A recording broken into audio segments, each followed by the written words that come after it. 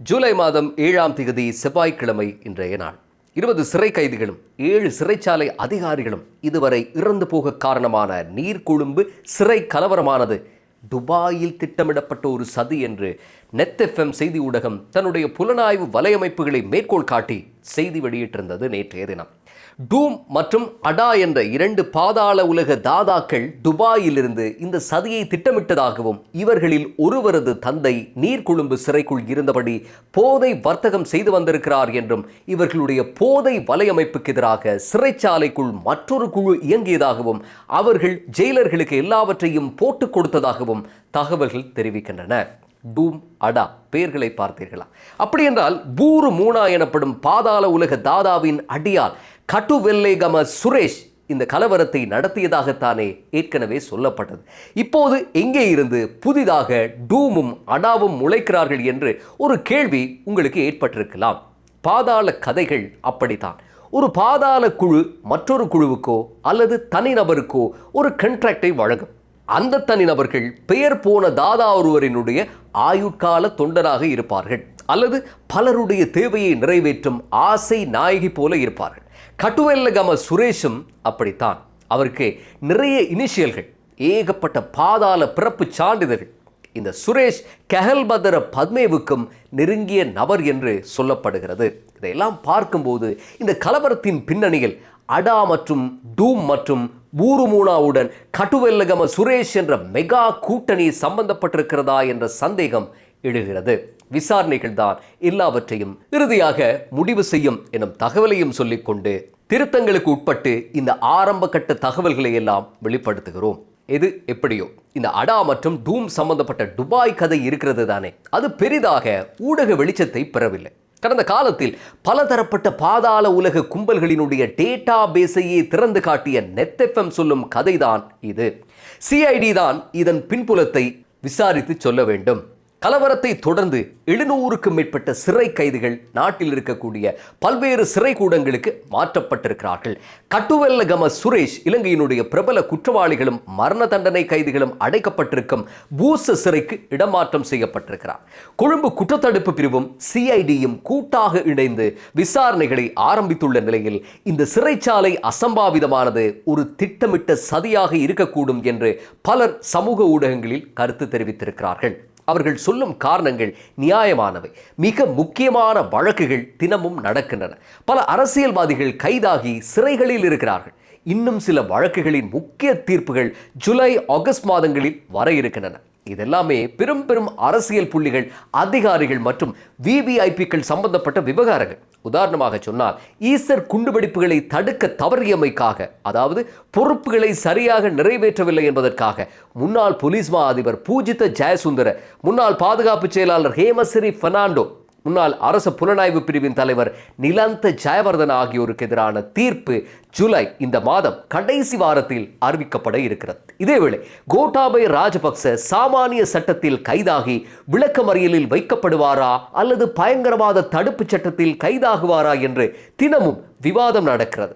இது தவிர ஐக்கிய மக்கள் சக்தியின் சரித் அபேசிங்க, விஜயதாஸ் ராஜபக்சவின் மகன் ஆகியோர் ஹரக்கட்டாவிடம் 12 கோடி லஞ்சம் பெற்ற விவகாரத்தில் கம்பி எண்ணுகிறார்கள். இப்படி ஒன்றா இரண்டா ஒரு பட்டியலை போட்டபடி அகர வரிசைப்படி எழுதித்தான் வழக்குகளையும் தண்டனைகளையும் சொல்ல வேண்டியிருக்கிறது.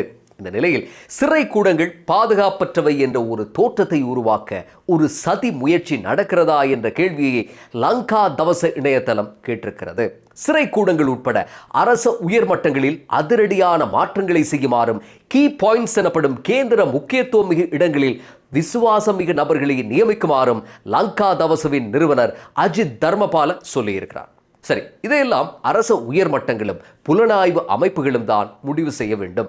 சுற்றி வர எவரையும் விட்டு வைக்காமல், எந்த சமரசமும் செய்து கொள்ளாமல் விசாரணைகளும் கைதுகளும் என்று தொடரக்கூடிய இந்த பயணத்தில் பாதிக்கப்படக்கூடிய நபர்கள் எப்படியும் பழிவாங்க முனைவார்கள் என்பதில் எந்த சந்தேகமும் இல்லை.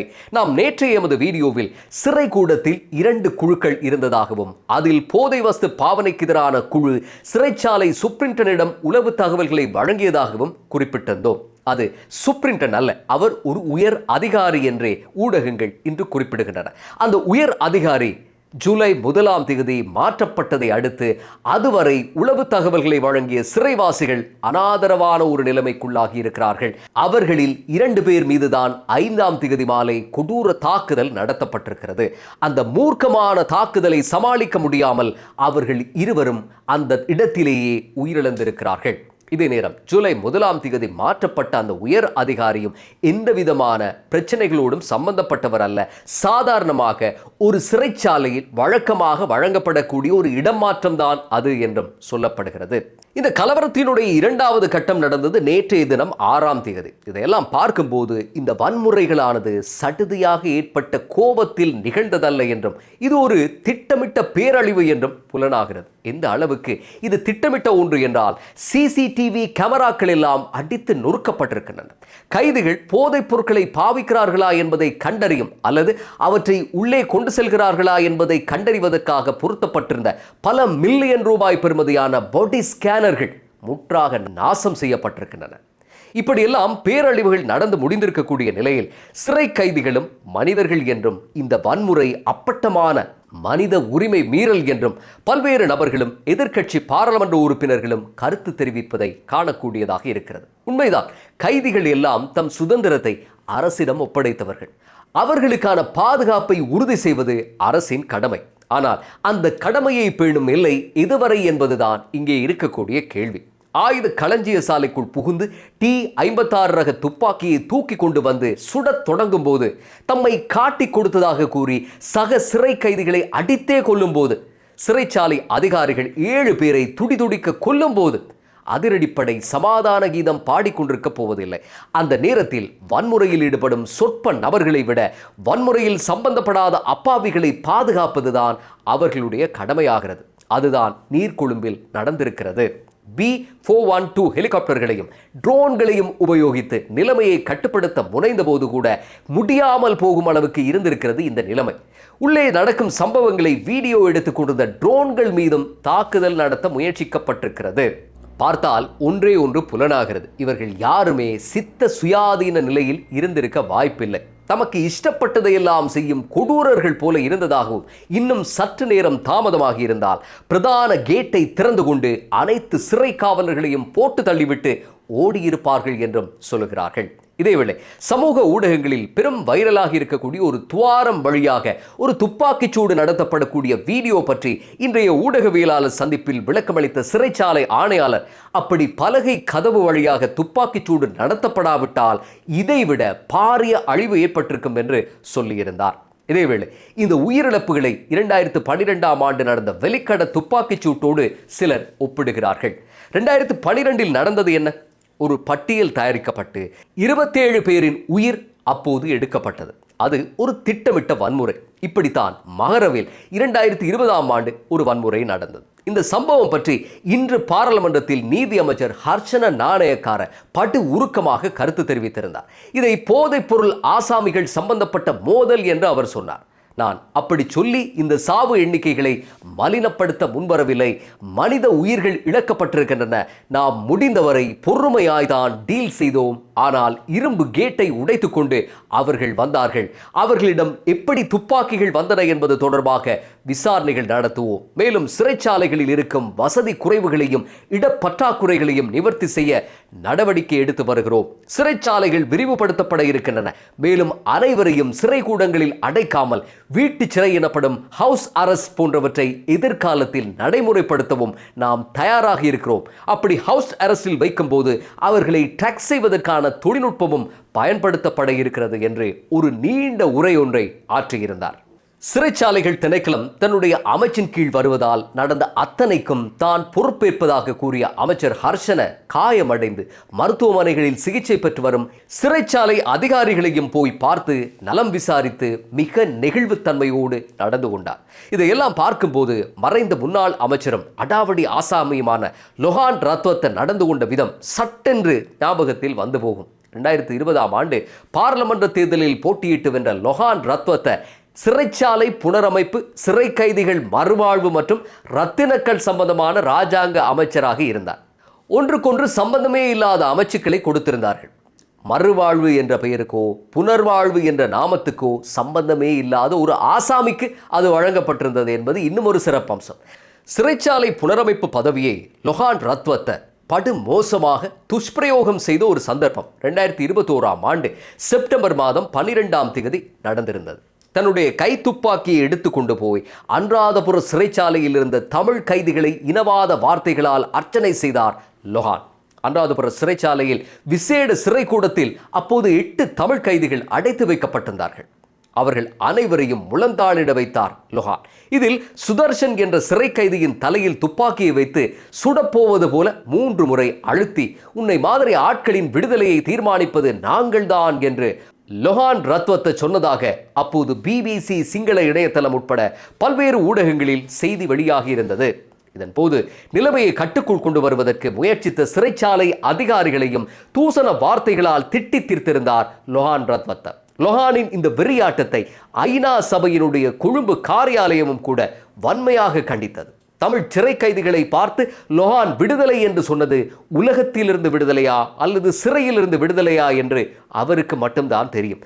இப்படி அனுராதபுர சிறைச்சாலையில் ஒரு அமைச்சருக்கு எந்த விதத்திலும் பொருத்தமற்ற காட்டு மிராண்டித்தனத்தை அரங்கேற்றிய லொஹான் ரத்வத்தை தன்னுடைய தோழர் தோழியர்களுடன் பட்டாளமாக வெளிக்கட சிறைச்சாலைக்கு போய் மரண தண்டனை கைதிகளுக்கு தூக்கு தண்டனை நிறைவேற்றும் இடத்தை பார்வையிட வேண்டும் என்று தன் கைத்துப்பாக்கியை காட்டி மிரட்டியவாறு சிறை அதிகாரிகளுடன் கலாட்டா செய்து மீண்டும் சர்ச்சையில் சிக்கினார்.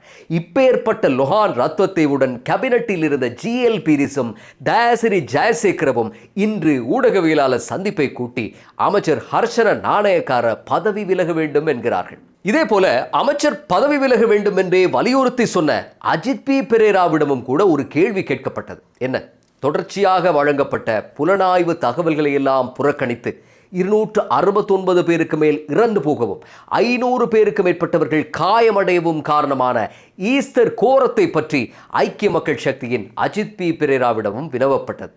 அது மட்டுமல்ல, இன்னும் ஒரு முக்கிய விடயம், அந்த ஈஸ்டர் கோரம் நடந்த சந்தர்ப்பத்தில் எந்த விதமான அனுதாபமும் இல்லாமல் சிரித்தபடி ஊடகவியலாளர் சந்திப்பு நடத்தியதை பற்றியும் கூட கேள்வி கேட்கப்பட்டது. இதன் போது மிக கடுப்பான அஜித் பி பெரேரா ஆக்ரோஷமான வார்த்தைகளை கொட்டியபடி அது வேறு இது வேறு என்றார். அமைச்சர் ஹர்ஷன நாணயக்கார கடந்த 1.5 வருடங்களில் சிறைச்சாலை புனரமைப்புகள் மற்றும் விரிவுபடுத்தல்கள் மற்றும் சிறை கைதிகளினுடைய நலன் தொடர்பாக எந்த விதமான நடவடிக்கையும் மேற்கொள்ளாது இருந்திருந்தால் அவர் விமர்சனம் செய்யப்படலாம்.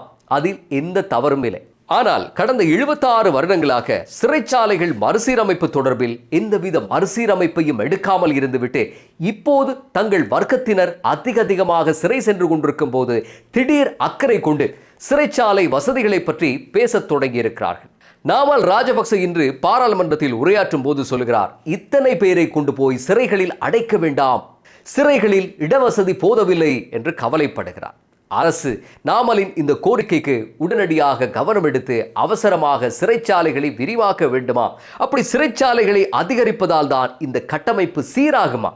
சஜித் பிரேமதாச இன்று வழக்கம் போல சப்மரீன் பாணியில் பஸ் கண்டக்டர் பாணியில் இலங்கையில் இருக்கக்கூடிய சிறைகளின் பெயர்களை வரிசைப்படுத்தி அங்கேயெல்லாம் நீதி அமைச்சர் போய் பார்த்தாரா என்று கேட்டு நிற்கிறார். தமிழ் சினிமாவில் ஒரு சீரியஸ் சண்டை காட்சி முடிய வடிவேல் ஜோக் ஒன்றை போட்டு திணித்த மாதிரி இருந்தது. அது மீண்டும் அடுத்த பதிவில் சந்திப்போம்.